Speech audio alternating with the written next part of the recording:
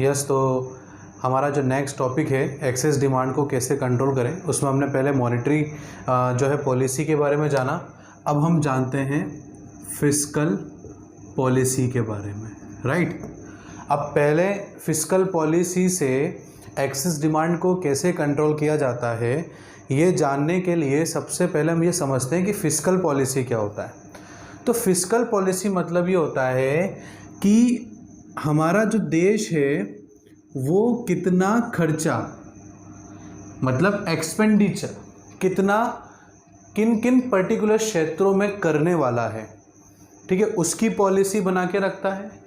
साथ ही साथ में जो रेवेन्यू होता है हमारे देश का, उसकी भी हमारा जो देश है वो पॉलिसी बना के रखता है कि भाई रेवेन्यू पॉलिसी कितनी कैसी रहेगी, इस बार सरकार इनकम टैक्स से कितना पैसा लेगी, कितना नहीं लेगी, और भी कौन से रेवेन्यू जनरेट हो सकते हैं गवर्नमेंट के लिए, उन सब की पॉलिसीज़ सरकार गवर्नमेंट हमारी बना के रखती है। उसी तरीके से कहाँ कहाँ खर्चा करना है, कितना खर्चा करना है, इन सब की पॉलिसीज़ प्लान पहले से ही बना लिए जाते हैं। तो जो पॉलिसी एक्सपेंडिचर पे की जाए या जो पॉलिसीज़ रेवेन्यू पॉलिसीज़ बनाए, इन सब को फिस्कल पॉलिसी बोलते हैं। तो फिस्कल पॉलिसी क्या होती है, मतलब फिस्कल पॉलिसी वो पॉलिसी होती है जिसके अंदर एक्सपेंडिचर पॉलिसी और रेवेन्यू पॉलिसी बनाई जाती हो, उसे हम फिस्कल पॉलिसी कहते हैं। अब बात ये आती है कि फिस्कल पॉलिसी एक्सेस डिमांड को कम करने में हमारी मदद कैसे करेगा। तो देखिए, फिस्कल पॉलिसी में सबसे पहले अगर एक्सेस डिमांड है तो इंक्रीज कर दिया जाएगा टैक्स रेवेन्यू को, कि मतलब एक्सेस डिमांड को कम करने के लिए हमारे देश में टैक्सेस बढ़ा दिए जाएंगे। क्या कर दिए जाएंगे? टैक्सेस बढ़ा दिए जाएंगे। तो जब प्रोडक्ट्स और सर्विसेज के ऊपर टैक्सेस बढ़ा दिए जाएंगे तो प्रोडक्ट्स की, सर्विसेज की कॉस्टिंग बढ़ जाएगी, जिस वजह से क्या होगा, हमें वो कॉस्टली पड़ेगा।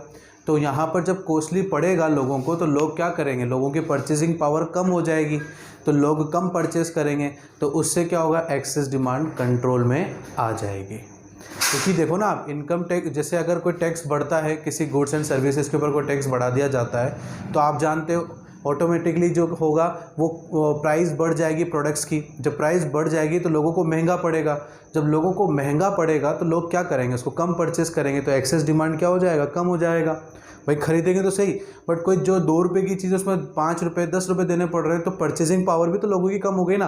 पहले से 2 रुपये देने पड़ रहे थे, अब 10 रुपये देने पड़ रहे, तो परचेजिंग पावर कमज़ोर पड़ गई वहाँ लोगों की, तो लोग डिमांड कम कर देंगे। और जैसे डिमांड कम हुई तो वहाँ क्या हो जाएगा, एक्सेस जो वैसे डिमांड कम हुई तो एक्सेस डिमांड गिरने लग जाएगा हमारा, ठीक है। ऐसे ही जो दूसरा टॉपिक है वो क्या होगा, सरकार जो है रिड्यूस कर देगी, क्या रिड्यूस कर देगी, एक्सपेंडिचर को, मतलब अपने खर्चे सरकार कम कर देगी। सरकार जब रोड, डैम्स, ब्रिजेस, कैनाल्स और भी बहुत सारे खर्चे होते हैं सरकार जिन पे खर्चा करती है सरकार, उनको कम कर देगी। तो मनी फ्लो जो है वो कम हो जाएगा, क्योंकि भाई खर्चा कर रही है सरकार, और आप जानते हैं इकोनॉमी की पॉलिसी क्या होती है, एक का खर्चा दूसरे की इनकम होती है, राइट।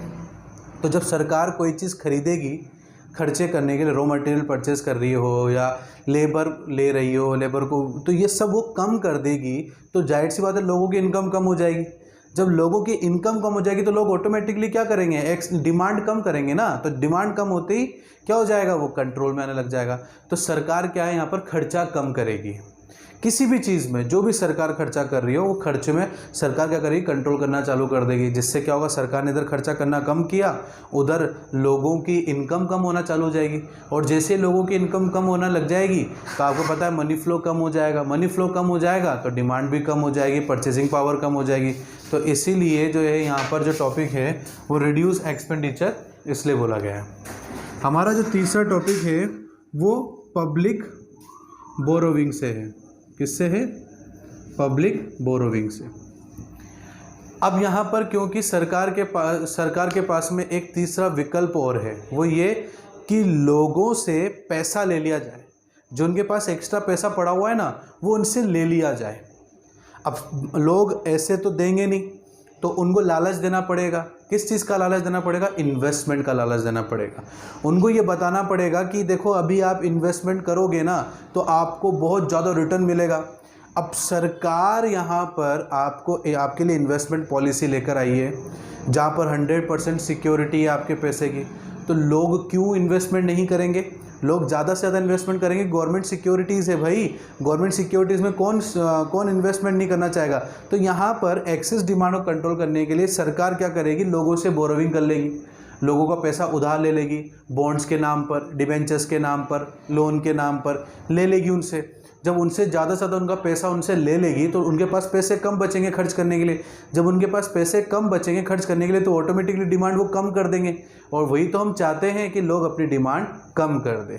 तो यहाँ पर जो है, जो पब्लिक बोरोविंग है वो इंक्रीज़ कर दी जाएगी, बढ़ा दी जाएगी सरकार के द्वारा। सरकार कहेगी भाई मुझे लोन दो, मुझे ढेर सारा पैसा दो, मैं बदले में तुम्हें जो है उसका इन्वेस्टमेंट, जो तुम इन्वेस्टमेंट करोगे मैं उसका रिटर्न तुम्हें दूंगी, बदले में बहुत ज़्यादा इन्वेस्टमेंट दूंगी। तो क्या होगा? लोगों के पास पैसे कम पड़ेंगे। जब लोगों के पास पैसे कम पड़ेंगे तो क्या हो जाएगा? एक्सेस डिमांड नहीं होगी, डिमांड कम कर देंगे। ठीक है, तो ये फिस्कल पॉलिसी का हमारा जो है 3 टॉपिक है जिस तरीके से हमारे देश में एक्सेस डिमांड को कंट्रोल किया जाता है। आई होप आपको समझ में आया होगा।